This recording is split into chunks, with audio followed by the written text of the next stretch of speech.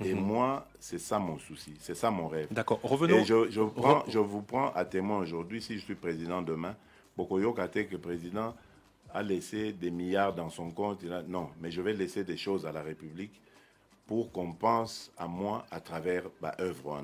Makamozo le bezo tikala. Oui. Pobino Yango ba nazolo politicien na bolaka. oh, Reparlons de votre programme. Que va-t-il se passer si vous êtes élu le 30 décembre? Quelles seront vos premières Je décisions? ferme d'abord tous les cachots de la République. Tous les cachots, là, ANR, des MIAP, machin, tout là où ils enferment nos compatriotes injustement, arbitrairement. Ça commence. Le premier jour, on ferme tout ça. Le pays a vraiment besoin de sortir de l'enfer dans lequel le régime actuel l'a plongé.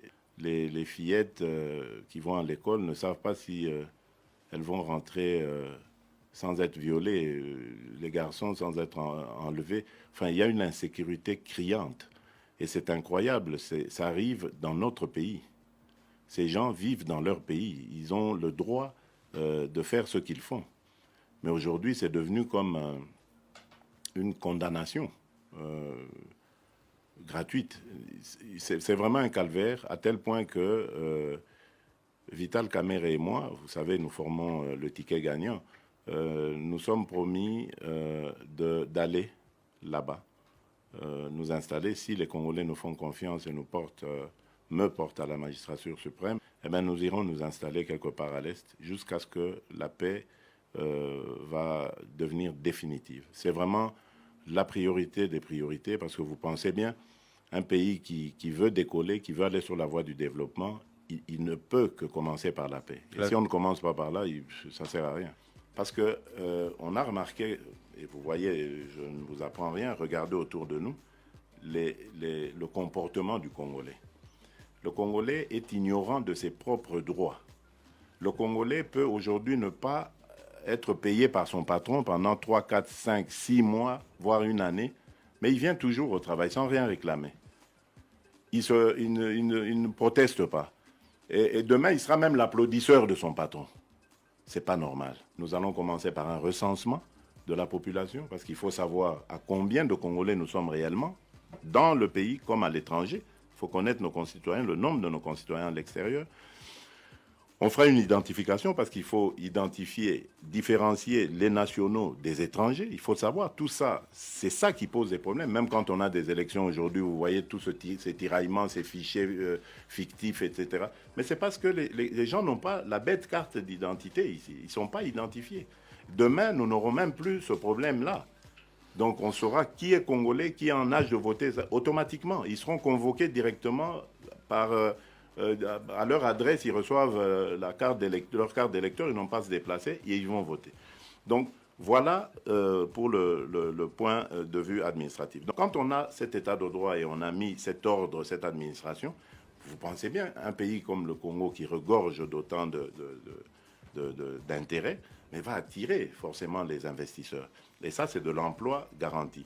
Mais nous créerons aussi une classe d'affaires congolaise, parce que regardez au Congo, est-ce qu'on peut compter combien de grands entrepreneurs congolais, j'entends? Pas ceux qui sont arrivés, qui ont pris la nationalité congolaise, que je n'ai rien contre eux, évidemment, mais il faut créer aussi une classe d'affaires congolaise. Et des banques commerciales qui vont aider, évidemment, ces hommes d'affaires et femmes d'affaires congolais à créer des emplois, à créer des entreprises qui vont engager des services des Congolais, etc.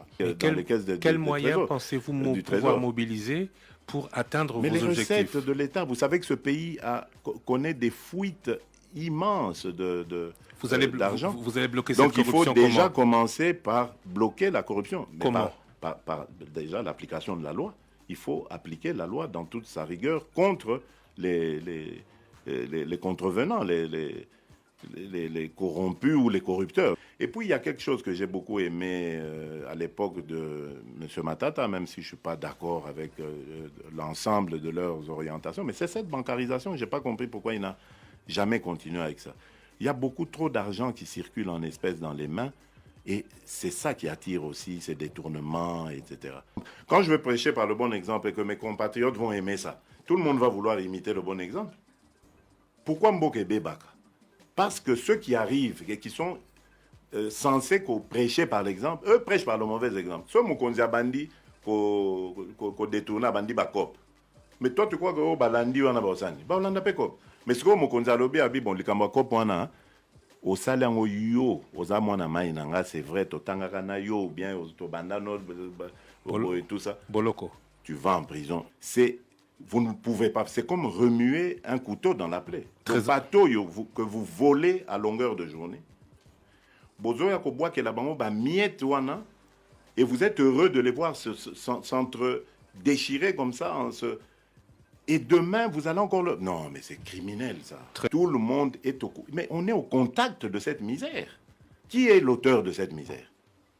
Donc, vous croyez vraiment les Congolais zoba au point que Mouto Azonyo Kolangai n'a pas essayé sous 5 ans à continuer Konyo Kolangai? Sincèrement.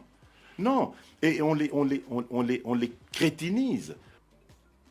Et moi, c'est ça mon souci. C'est ça mon rêve. D'accord. Revenons. Et je vous prends à témoin aujourd'hui, si je suis président demain, Bokoyo Kate, que le président a laissé des milliards dans son compte. Non, mais je vais laisser des choses à la République pour qu'on pense à moi à travers ma œuvre. Makamozo le bezo tikala. Oui. Pour bino politicien na bolaka.